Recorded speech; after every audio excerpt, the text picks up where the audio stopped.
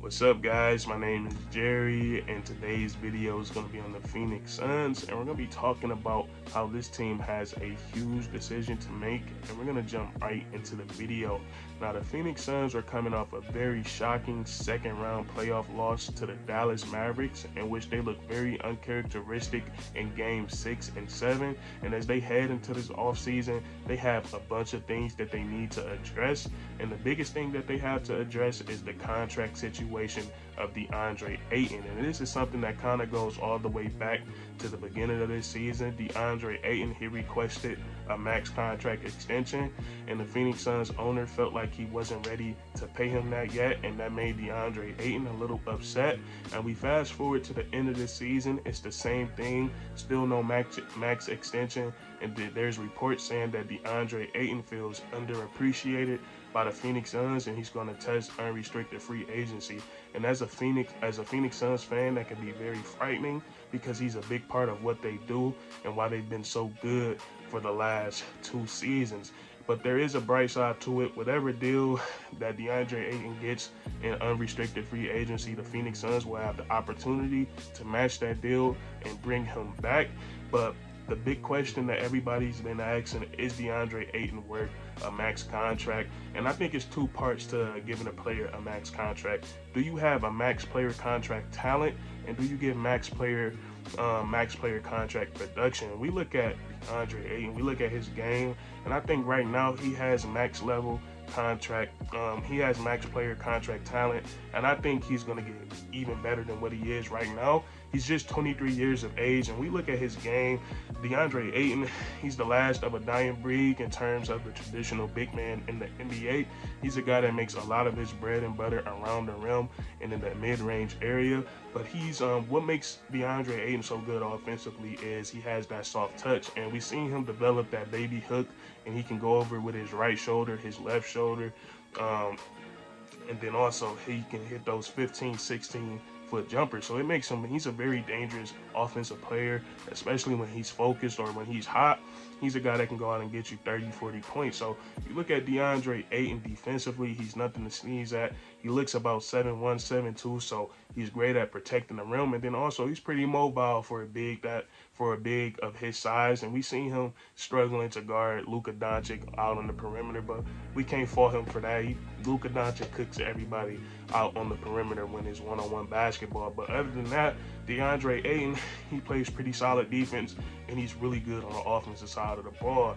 And not only that, but DeAndre Ayton is a big part of what makes the Phoenix Suns offensive system so good. If you watch the Phoenix Suns play, they run a lot of pick and roll offense.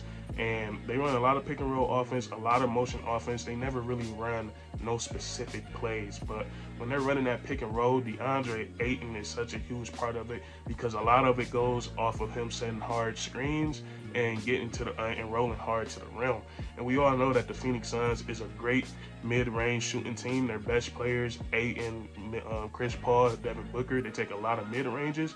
And with Chris Paul and Devin Booker, they get a lot of their mid-range shots off the pick and roll. They find themselves wide open off the pick and roll a lot of times, and when defenses start to react to that, it opens up that it opens up the lob.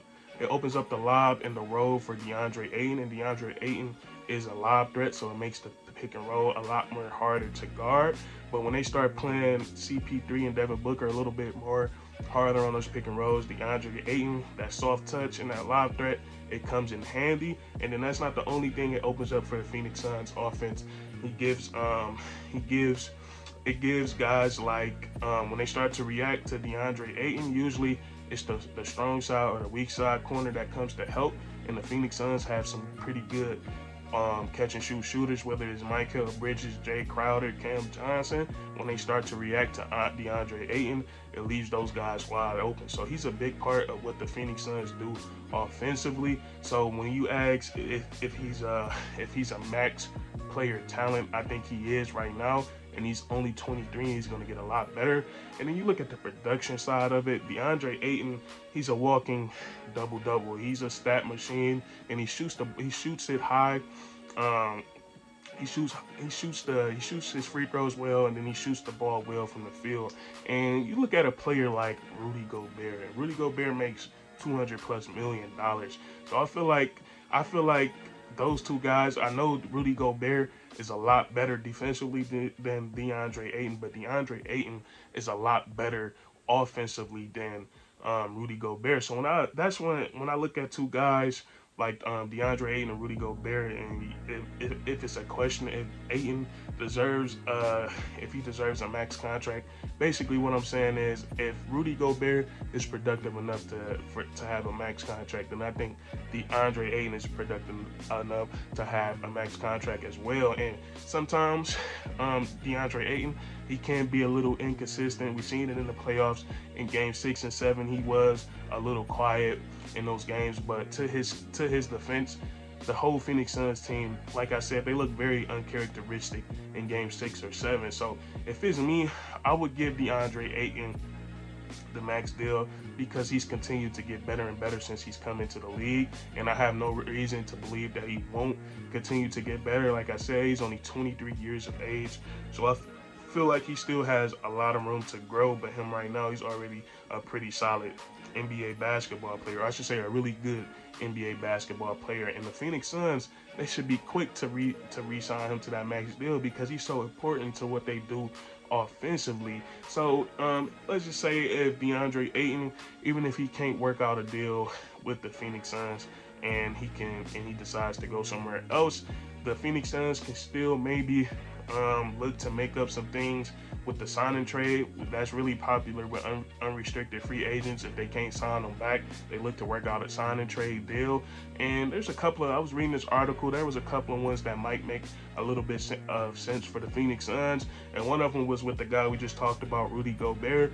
We know that the Utah Jazz are looking to rebuild around Donovan Mitchell, and it will make sense for them with a young player like DeAndre Ayton.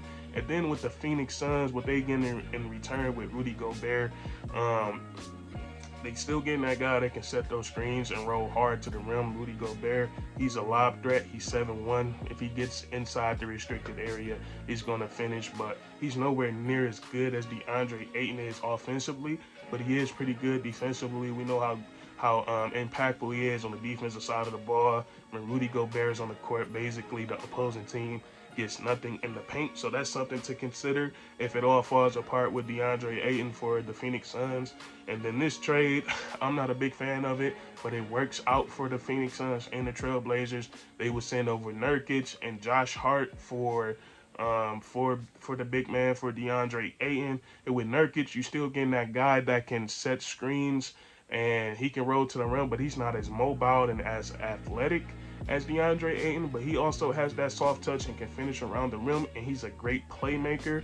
And then Josh Hart is a very underrated player in this league, a great 3-and-D player that can really, he would fit in perfectly with the Phoenix Suns, and he's only 26 years of age, so he still has a lot of room to get better. And I'm a big fan of Josh Hart. I think he can become a star in this league, but those are a couple of trades that can make a little bit of sense for the Phoenix Suns. They can try to get back something for losing out on DeAndre Ayton. And then also they have the ace in their sleeve and Dario Saric. And Dario Saric, we seen how vital he was for the Phoenix Suns when he went down in the playoffs, and he's a guy that can shoot that 3 ball really well. In the playoffs, he's shooting 40% from the 3. So the Phoenix Suns have some options. They're going to have to sit down and figure this out. But if it was me, I'm signing DeAndre Ayton back because he's such a big part of what we do in our system. But that's going to be it for this video. If you enjoyed, leave a like, comment down below if you would re-sign DeAndre Ayton or not, and then subscribe for more weekly content.